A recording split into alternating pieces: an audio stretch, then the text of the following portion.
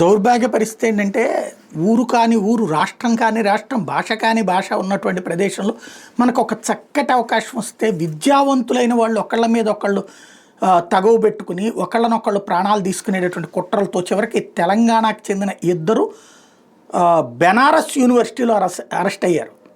వారణాసిలో ఉన్నటువంటి అంటే కాశీలో ఉన్నటువంటి బెనారస్ యూనివర్సిటీలో అరెస్ట్ అయినటువంటి అంశం సంచలనం సృష్టించింది. హత్యాయత్నం కారణంగా ఇది జరిగింది.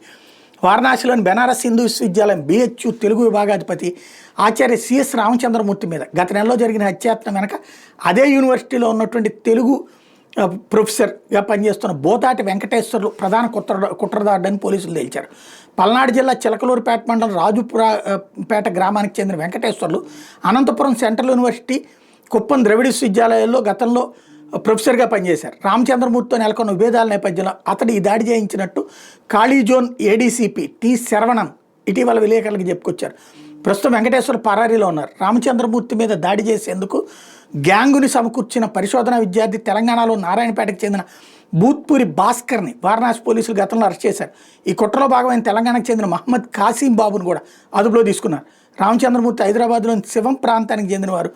బాధితుడు కుట్రదారు ఇద్దరు తెలుగు ఆచార్యులు కావడంతో ఈ ఘటన తెలుగు రాష్ట్రాల్లో 2 చోట్ల కూడా చర్చనీయాంశమైంది.